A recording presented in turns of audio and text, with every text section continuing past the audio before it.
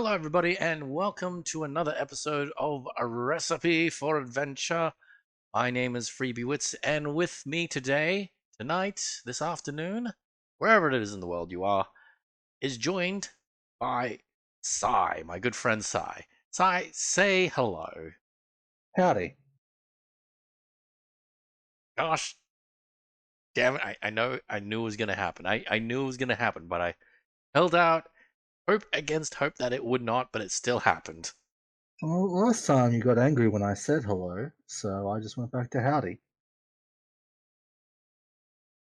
I feel that you're missing the point. I feel like I'm having plenty of fun with this. Are having a lot of fun with this. Okay, so before we begin, just like every other uh, episode that we've been doing, we usually ask a question, uh, usually D&D related or otherwise, but this time I wanted to ask something. Well, it's not. It's still D&D related. Like my question is, who was your first D&D character? Oh, my first D&D character. Let me be a bit more specific because I get the impression a lot of people who want to play D&D make lots of characters. Um, so I should say, who's your first character that you actually played? Well, that's actually not hard for me to answer because the character's name is Sai. There. It's how I got my nickname. Right, right. Sai's not your real name.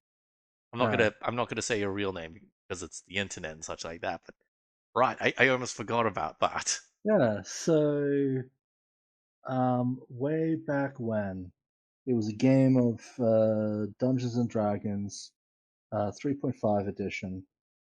I played a monk. Well, so technically, my first character was not called Sire. Technically, it was my second character, but my first character died after like 2 sessions. Oh no! They were a monk. They were killed by the evil party members in my party. Oh, I Not. remember you telling me Yeah, the story. That yeah. I It's would have like been it's not a salty great too. experience. Yeah. So I remade a monk. Um, like I changed up some stats because like I was enjoying monk. I changed some stuff up, came up with a backstory for my character, and I took the name Sai from I was reading at the time Stephen King's The Dark Tower series, and people there would say "Thank you, Sai" instead of "Thank you, sir."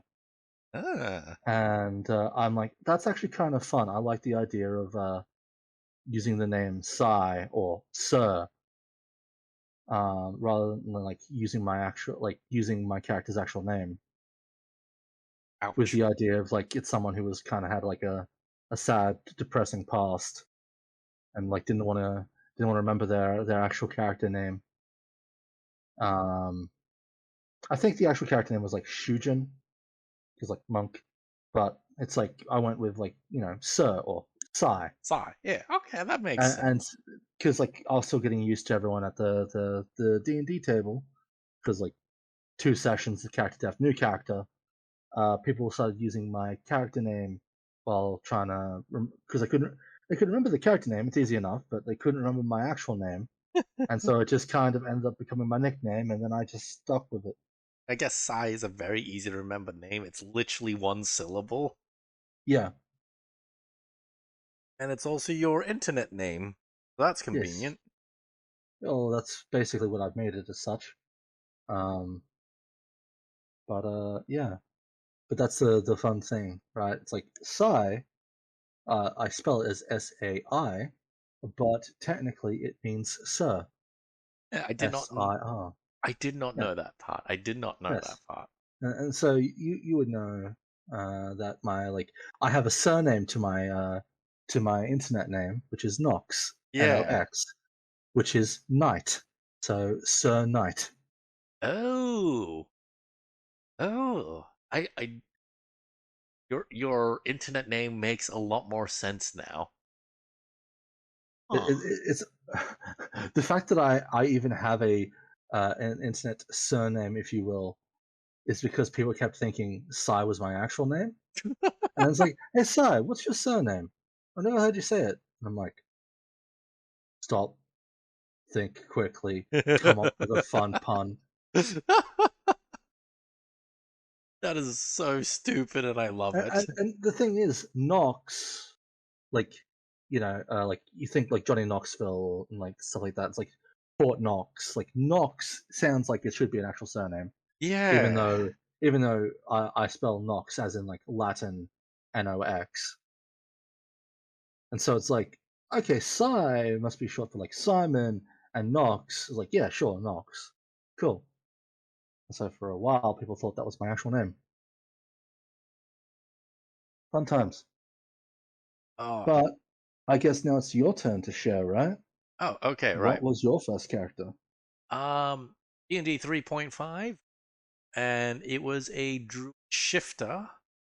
Um, Naf Ristoff was his name, and his biggest claim to fame in like D&D in general is the fact that he could summon a badger, which we discovered had better stats than our party barbarian. He was very upset when he realized that. That's the awkward moment, right? Yeah, it's like we just didn't realize that they. I can't remember exactly the stats of the badger, but it had like pretty damn decent strength, pretty damn decent constitution, and then it had like a rage ability, and it just was a better barbarian in almost like every way that we needed it to be. Eh, yeah, no, and then I can't remember if we were all pretty new to the hobby, so I can't remember if it was right or not, but I ended up like going through an entire dungeon by using every single last one of my spell slots to summon creatures, and we just had an army. We just bulldozed through everything. Yeah, sounds like fun. It was so dumb, so dumb. Um, It's like I really enjoy that kind of play style when I'm playing games by myself, but I do think that type of play style becomes a bit it's just very awkward, like mechanically. it's a lot more awkward to deal with when you're dealing with like a whole bunch of other players Yeah, because when you have like seven characters to control and everyone else is controlling one, it starts to feel like it's a one man show with a couple of tag alongs. yeah. It's. I've never made another summon character for D&D. Hmm. I feel Uh, does fifth, now that I think about it, can you even really do that in fifth edition anymore? Like, well, fifth edition changed course and made it so that summon spells summon just one creature. and then it's like Uh, they're all like concentration stuff, right? yeah, they you have to concentrate on it. They don't last forever, but I think I find that a lot more like I guess like fair. And it's like yes, you're still getting another body, but it's only one other body. It's using a powerful spell slot. Um, and I think that's a bit more balanced overall compared to the hellscape that is like Three point, a yeah. druid summoning like 12 velociraptors to just maul people to death. Uh, yeah, I'm pretty sure. Yeah, most fifth edition summons are, yeah, like you said, like we said, concentration can only do like one at a time. I'm looking up the player's handbook right now, and as far as I can tell, the Yeah. only one that goes beyond that is create undead, I believe. Yep. You Well, can mentally command them.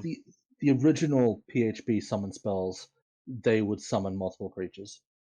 Um, or how it would work is like you could get one big creature or two slightly weaker, four slightly weaker again, or eight weaker.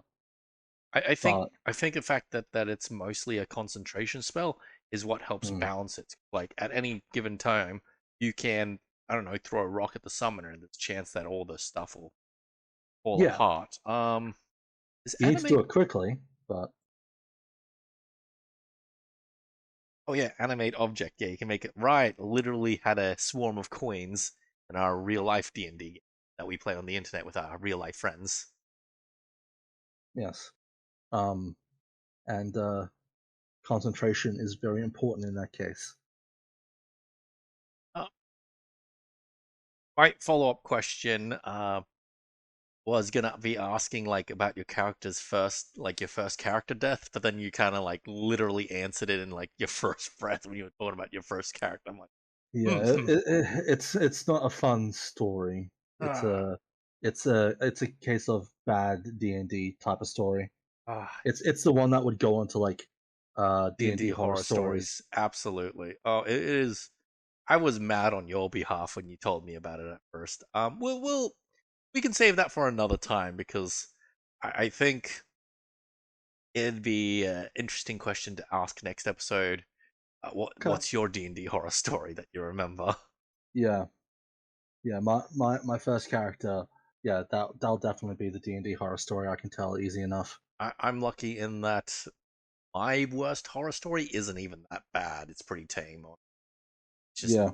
it's less of a story and more of a D&D horror poem, horror sentence, I guess. Yeah.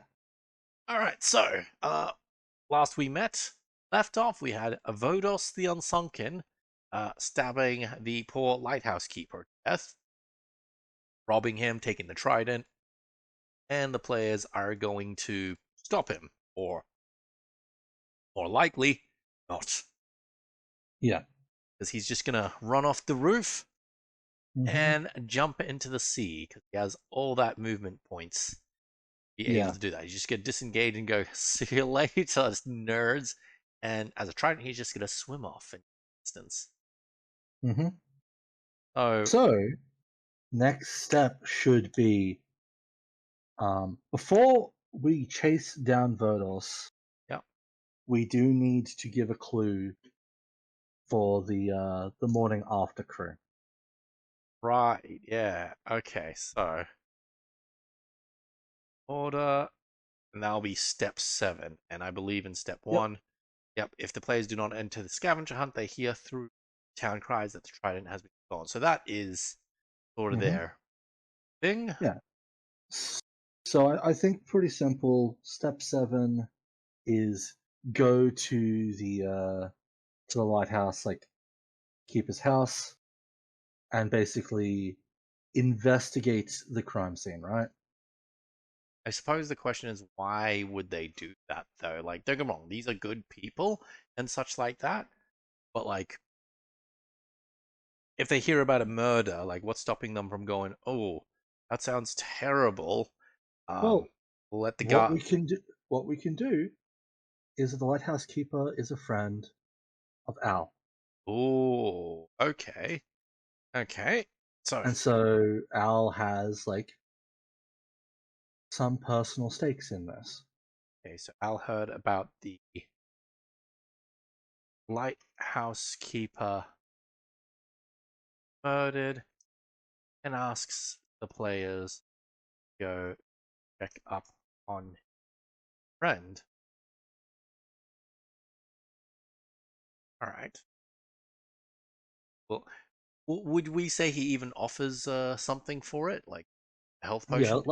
like uh like a potion of some sort, and because of like the talk about the murder, maybe a reward if he can bring like the murderer to justice or something. Players bring the murderer justice. Maybe we don't even need to bring that up because, like, it could be Yeah, something that the guards call out, or the criers even. yeah. Um, criers mention a reward for the return of the trident and the murderer's capture. There we go. Oh, nice and simple. So yeah, get to the lighthouse, do an investigation. Well, if we are doing a little investigation, that means there has to be some sort of clue that can lead people to Vodos. Yeah, that's what I was thinking as well. Okay. So I have an idea that could work. I am going to put in a little note as well. Before we continue, just going to double check some Slate Town notes.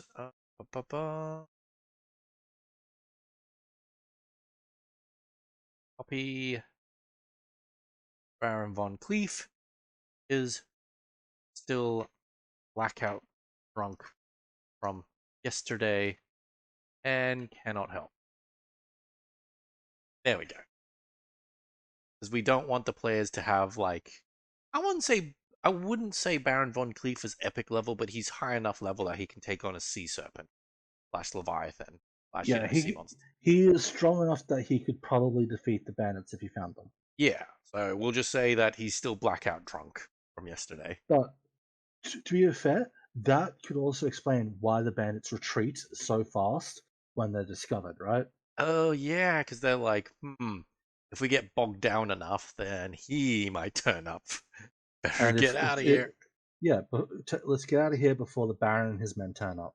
Yeah, exactly. Okay, okay. I like that. I like that. So you mentioned you had an idea. Yeah, Players. so we need some sort of clues that can tie our new bandit Vodos the Unsunken. And I mean, it is a cliche of all cliches, but it's a cliche for a reason, which is something clutched in the hand of the dear, poorly departed lighthouse keeper. Oh, okay. All right. All right. This will be step 8 then. Okay, kill Votus quick enough that he can't escape, in which case go to step X. Yep, nope, never mind. Hmm. So step 6 still.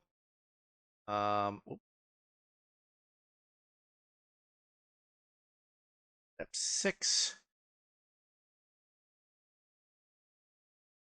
When Vodos escapes, go to step 8. Right. Um. Oh wait, hang on. Still step 7. I want to add in something. There are guards opening off area. Oh yeah, if the guards are cordoning off the area, we want to say like the players have to slip past them or something. Um, I mean, the players are technically adventurers, right? Yeah, what do we want? How do we want to play it here? Do we just want to say the guards give them free reign? I think maybe what we should do is have I mean, maybe now's the time to make a god NPC who can be like friendly, like, hey, I'll allow you to search around, but I have to keep watch. Oh, okay. One of them is friendly and recognizes them as the same adventurers that helps out the Silver Toes farm. He will allow players entrance. So we'll call back to like what they've done previously. Hey, players love that sort of. They will eat it Yeah, up. All right, so um, cool. what do we want to do from here? So this is step 8 now. Um, Yep. So now we have to think. We have a Triton as a gang leader. If he is smart, he will have some sort of hideout that he can keep himself well hidden. So we need to think what kind of hideout will he have? and how will they get there? Most importantly, Yeah. So, like, part of me thinks he's a Triton. Um, they do well near the water because of his natural ability to swim Hmm? and function underwater pretty reliably. So somewhere near the water makes sense. Yeah. Part of me thinks it could be good for like um maybe he has a small little offshore island that he can like basically rest at. Or maybe he has a boat at like the wharf that's his little hideout. I have an idea. Hmm. A second destroyed lighthouse that's half Okay, sunken into the water. that's really cool. Okay, okay, that's some inspired stuff. Let's go. Hey, so this won't be in step 8 specifically, but I'll write down the note anyways. Bodos's hideout is a sunk, a half sunken lighthouse that is in ruin. So the question is, how do we get from the new lighthouse to the old lighthouse? Like Yep, you mentioned, like we would need something that kind of shows off like a locale. Some what? I mean, if we want to be lazy and take the Skyrim route, in his hands, it could be a letter addressed to Vodos saying, "Hey Vodos, it's like when you get this letter, uh, basically we'll meet you at. It's like we know you're going to be there anyways, but we'll meet you at the your ruined lighthouse hideout." So the lighthouse keeper managed to steal a message off him. Yep, and we'll say like, "Oh, it's in a it's in a bottle and it's been sealed with wax and whatnot, so Vodos hasn't even opened it yet." Uh, Um, that could work. And Votus get like the letter specifically states like, "Hey, I know you're gonna be there already, anyways, but it's letting you know to expect me." I think that could work. So, in the lighthouse keeper's hands. Wait, hang on. There's several things we forgot here. The lighthouse keeper could still be alive, so Yes. um, if he's alive, the lighthouse uh will tell the players managed to snatch something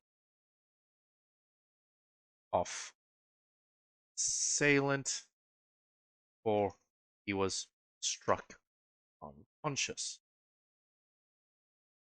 It is a bottle, a sealed bottle, a letter in it, unopened. Letter reads, Bodos, I know you're going back to your lighthouse. Hang on.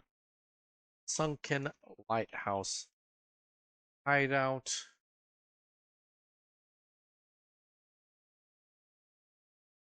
So expect me there when you get back.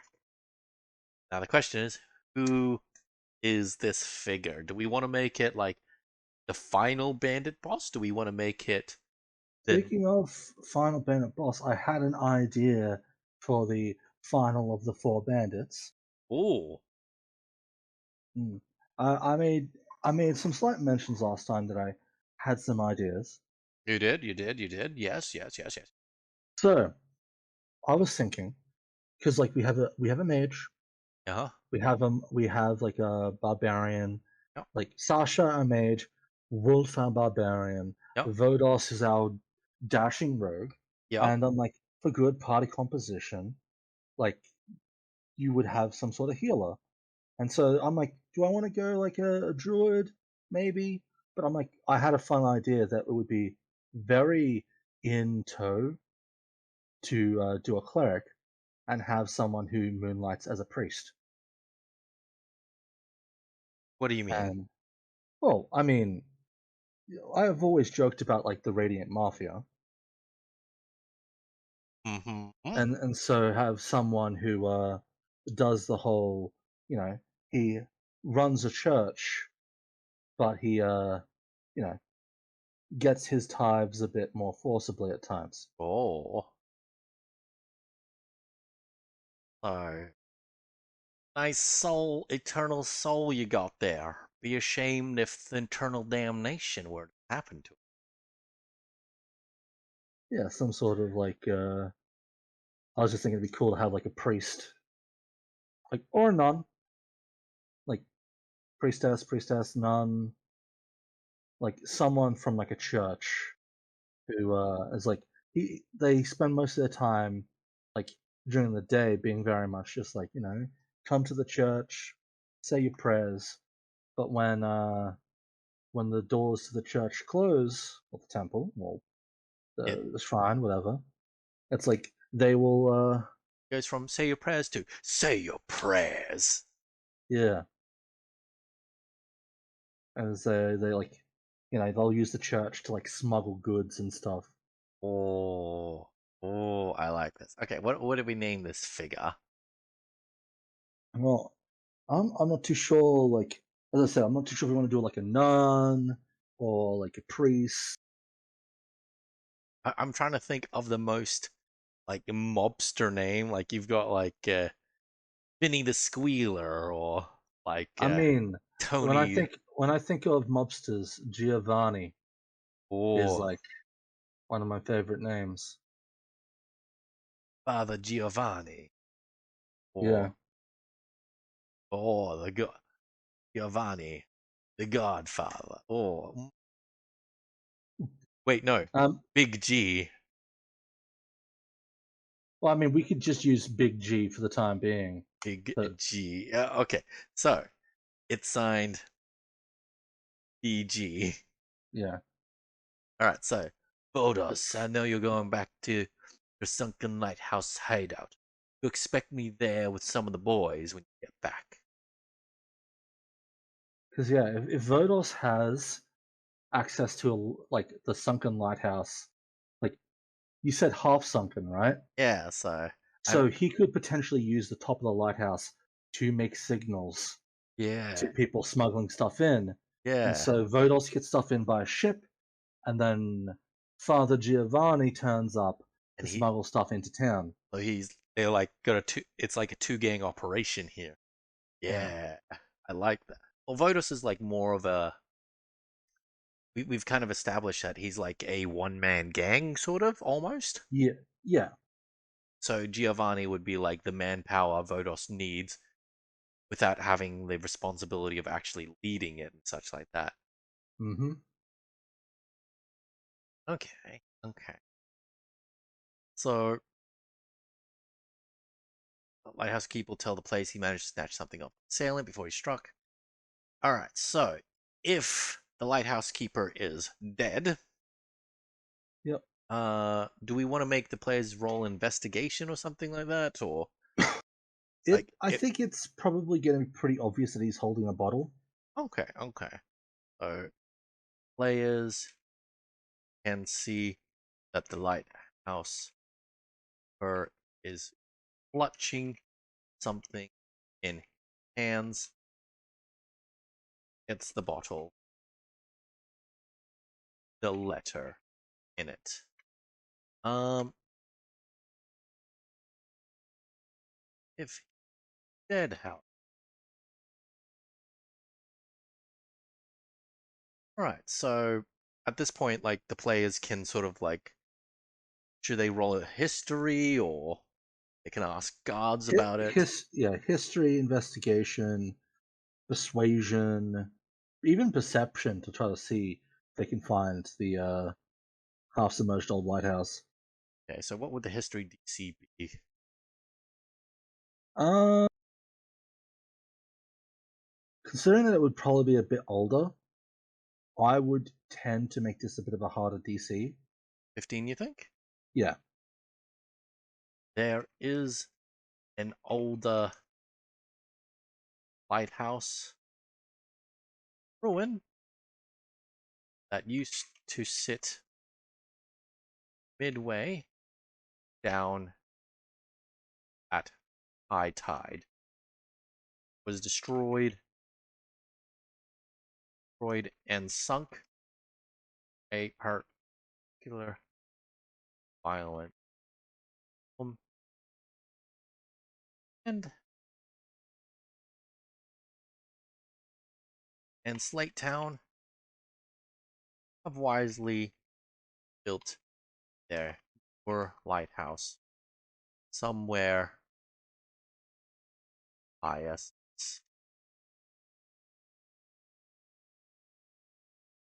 Invest. What other checks do we want? You said investigation. yeah. Investigation, perception, like even persuasion for like asking people, right? I'd say that comes into investigation. Perception would be like direct questioning. Um, Well, inv- yeah. I'm just thinking that like investigation is another intelligence oh, um I see. DC. Yeah, So what I would do is you want uh other me- stats to help out here. Okay, yeah. So what I would do is be like history slash investigation, okay. Oh, I see what you're getting at. Yeah, I like that. I like that. and that like they do one of those types of checks, they can get this information. Okay, so and then you said persuasion. Persuasion, which is See, just like um, it'd be just like asking people around town basically. But I feel like like I feel like this is an older lighthouse, right? So it's probably not as in like common memory at this point. yeah, yeah. It's fallen into disrepair and whatnot. Then I'm thinking maybe like DC even like 16 or 17 Oh, yeah. because you got to talk to people and try to basically see if you can get information out of them. It'd be more of a like, oh yeah, maybe my grandmother knows type of stuff. Oh wait, hang on. Destroyed cliffside.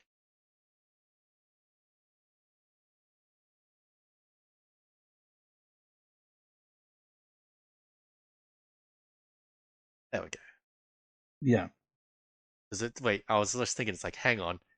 Why wouldn't they build it somewhere higher in the first place? No. Okay, we'll just say there used to be a cliff, but then it collapsed, and that's why it's sunken halfway down now. Hmm. Persuasion 6. Someone's grandma knows about the lighthouse. And then perception. See, I'd say 15, but with advantage if they're looking from the new lighthouse.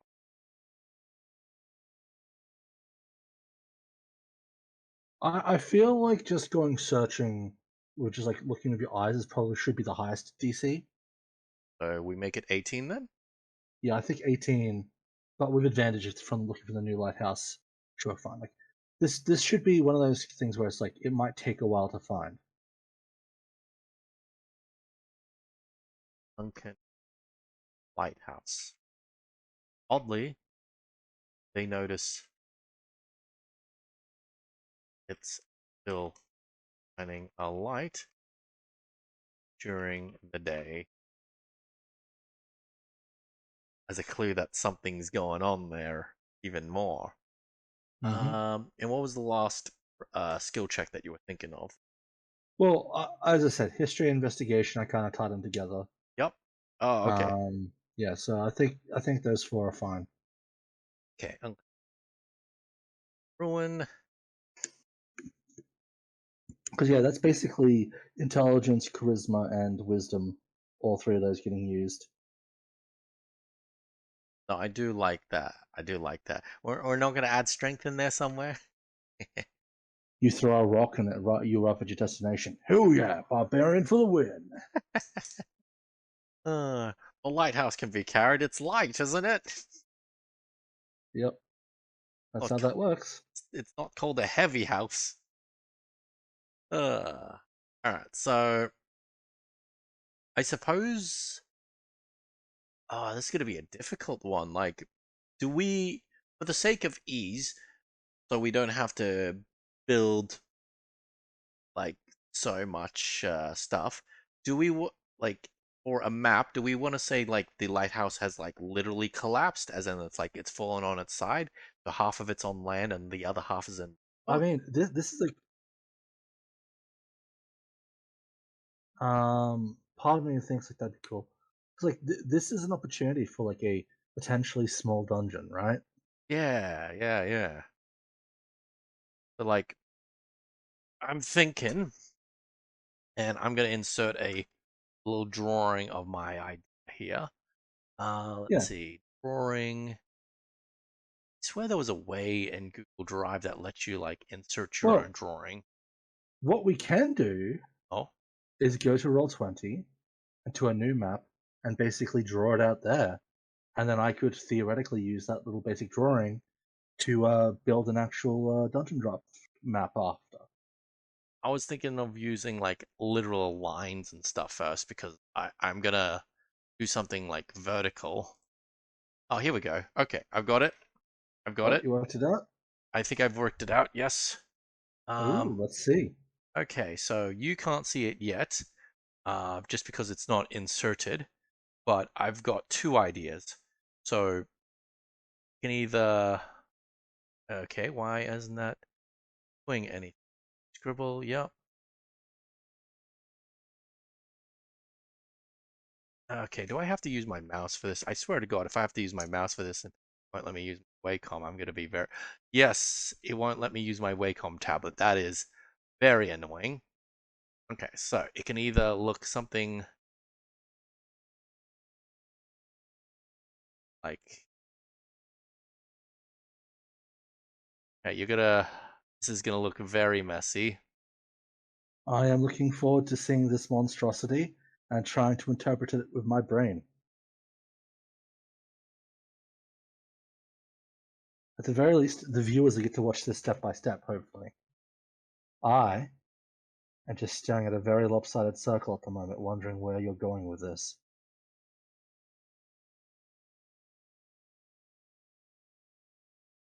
All right. Hmm. This is terrible.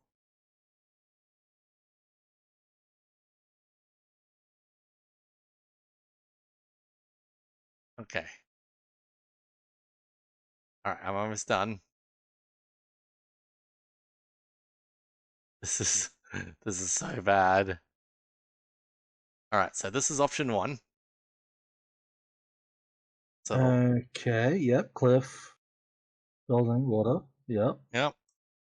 And my second idea, that drawing is would be a like so that would be a multi-level dungeon essentially. They can go yep, deeper into the water, or if players mm-hmm. really want, they could start backwards in the water and go. They can hold their breaths long enough, go upwards, or we can do something more like this.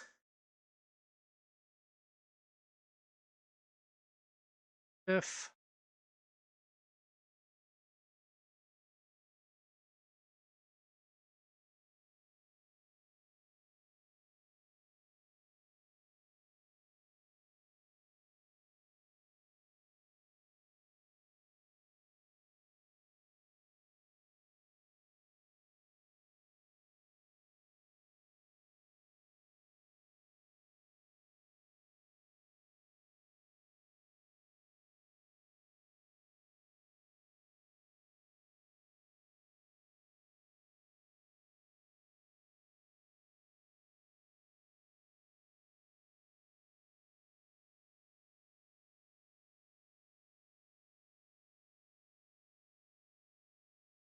oh gosh, this is I miss my tablet so much. How can people do this?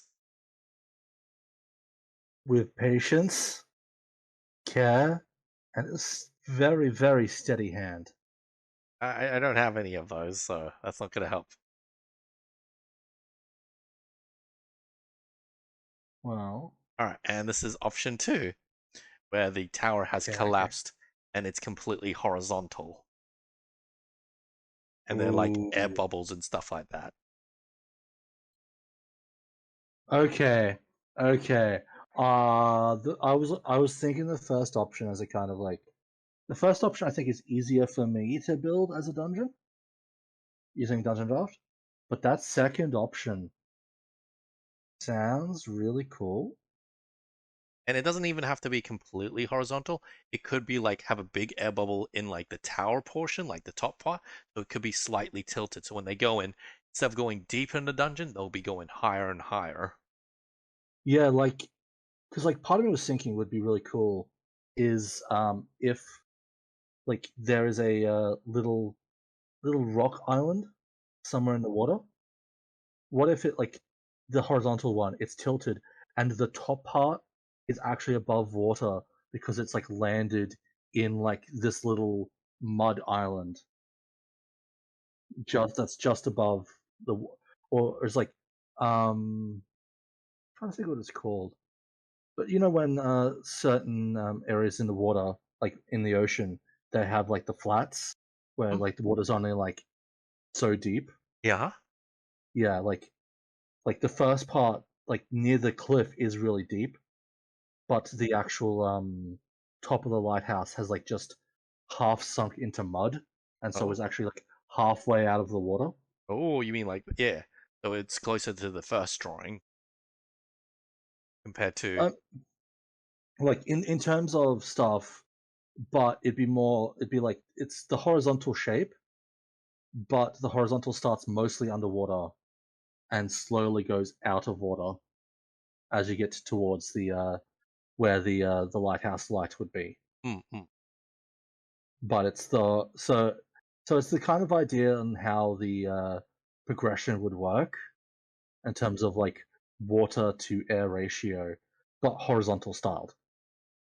I suppose at this point we can say uh this hideout will function as a dungeon with traps, environmental hazards, and lots of bandit minions. We don't have to have just bandit minions. Because of the water-based environment, Oh we yeah, can like particularly with the partially underwater one, we can have stuff like giant crabs and stuff. that there could be what I call them. I'd say it could also Like be aquatic monsters. aquatic wildlife. That's what I was thinking of. Wildlife lurking in the more waterlogged areas. Yeah. Yeah. Because yeah, I like the idea of there being just this like the sections of it that's underwater. Maybe even do like areas where there's rubble that you can like hop across, and Mm-mm. there's like water flowing in between. Mm-mm. Okay, I'm already gonna start thinking about things. But what we should think about, right, is progression through this area that I can then Like, try to replicate between sessions like in we a dungeon-based format. do we want to be like? I'm wondering like how kind do we want to be for to our players? Like, do we say that they're all still level 2 right now, right? So that Yeah, this is our first dungeon. It's level 2. Um, I would still lean towards being kind, but we should start being ready to help. We should start being ready to like throw some punches. mm, mm. So I'm going to go to roll 20 for the time being because I think it's best to do my Do we want to make thoughts it now. that there are two entrances to the place? Like they've got the land by land, or they can go by water. Like Yeah. So Hideout has two entrances, one by land, the other by water, both with their own advantages and hazards. So we can say maybe the bandits don't expect the players to come by sea because there are like sea monsters there, like the giant crabs and whatnot. And then they can get the drop on the bandits later. Or if they come by land, it's a lot safer, but then they avoid, catching them by surprise or something. yeah. So So we are doing the. It has completely fallen 90 degrees, or at least like I 80 degrees. yeah, like I think like 80 degrees kind of thing. Because I basically at the moment I've just built a little new like empty map that I've just called Lighthouse. Mm-mm. I'm gonna fill around with ideas in here for like a dungeon. So it can be literally a straight shot.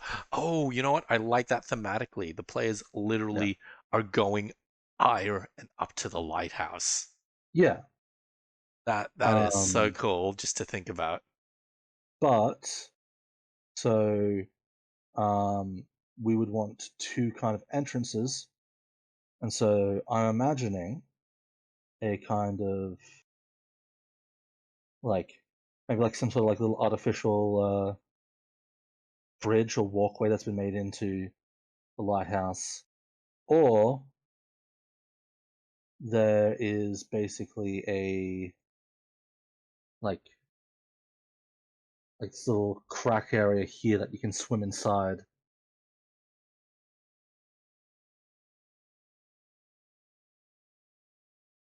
Or maybe I think what would be fair is if you swim inside, you should be able to get access to like potentially one area further in.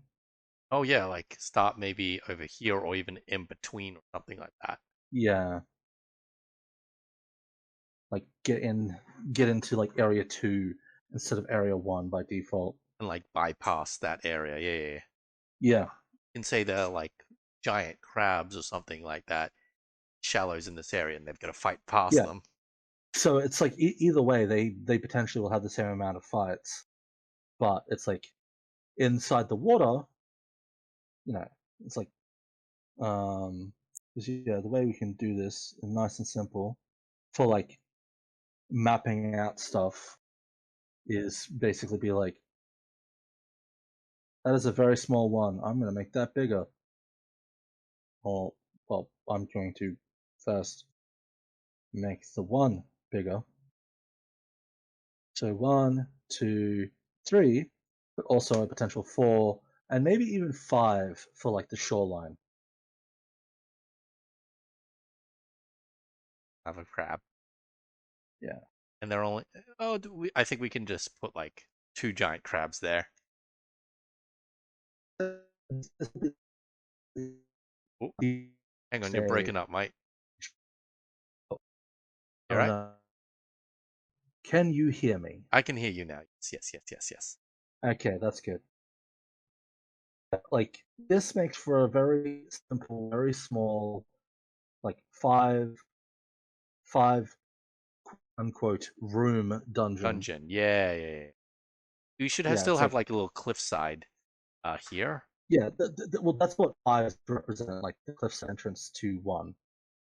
I'll make Oh gosh, I wonder if it's actually maybe my what I'll do. internet. Uh, it's Well, we are getting.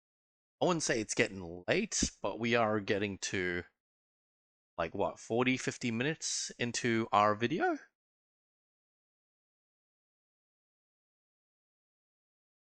Uh, okay. I'm him. oh, okay, Why Sai's am I? dying. I think Sai's being taken over by the AIs.